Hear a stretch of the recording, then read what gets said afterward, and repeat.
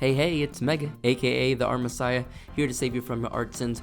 Welcome back. Today we're going to be drawing Megaman Zero from the Mega Man franchise, of course. Now I'm really excited about this one because the Mega Man Zero Legacy Collection just came out maybe a few weeks ago, and I've been a fan of this series for a while.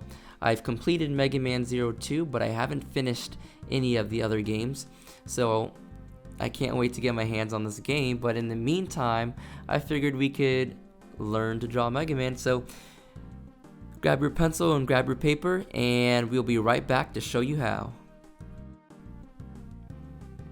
Alright, so let's jump right into it. So to begin with, we want to come up with poses. So what I did was I pulled up a bunch of references for official Mega Man Zero artwork, and I did studies. Okay, so I just kind of copied the poses, and as you can see, it's very loose. We're just trying to get the gesture, we're trying to get the pose, we're trying to get a feeling for the character. So as you can see, I am not necessarily placing too much detail, but I'm quickly describing the pose through very simple shapes.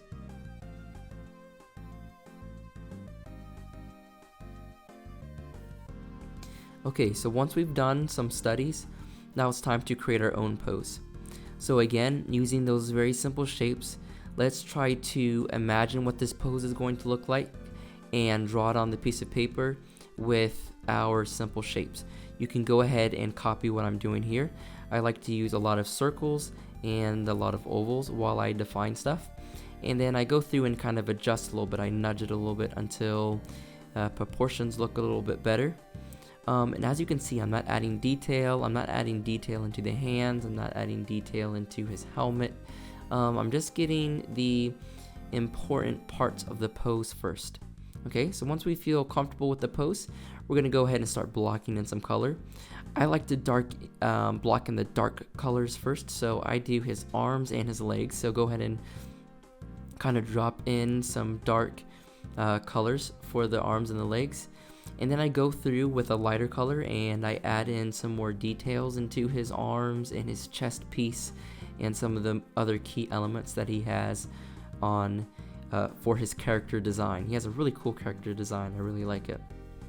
Okay, so I then go in and start placing more and more details. Right now I'm kind of adding in the face and just going ahead and getting some very rough placement of where I want some of these details. At this point I work really small, so that way I'm not focused on the details, I'm just focused on the big picture, and I just try to get the shapes that I want to see in this pose. And at this point I'm just trying to get the entire piece to read very well. And at this point I'm feeling kind of confident with it. I'm feeling pretty comfortable with how it's looking so far. So I'm going to go ahead and scale it up, and look how simple this is. And now it's time to add the detail.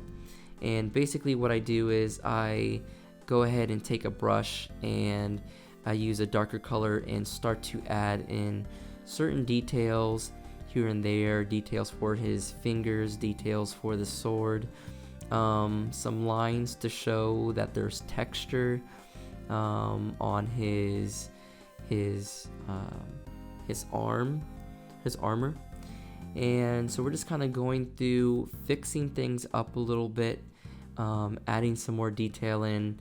What I did for that Z-Saber, I painted a white triangle, and then I just brought down the opacity a little bit so that you could see what was going behind the Z-Saber a little bit. We're going in and adding a little bit more detail to the helmet and fixing the pose a little bit. I didn't like how the arm was sticking out like that. I wanted to bring it a little bit closer to his body, and so I'm starting to like that a lot better. Okay, so at this point I'm pretty confident with the pose, and I go ahead and block in the hair with a lasso tool. Okay, and this is a really fun part where you're kind of just messing around with the shape, and you don't have to necessarily worry about the hair strands. when you're doing hair, it's actually best to kind of think of it as one big shape, and think about it as, how does this add to the design of the piece? So that's why I kind of started over again and was just trying some other different shapes. But I did really like this big shape that I was playing around with before.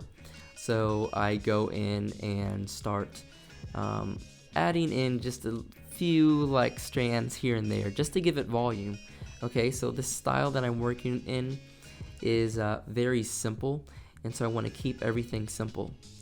Now we're just going to go ahead and add in some final details here and there, especially in the eye. I think the eye is always a very important part of a character.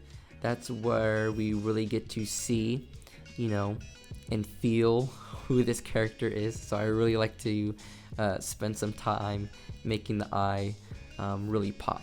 So thanks for watching, and I will be back with another tutorial real soon. Peace.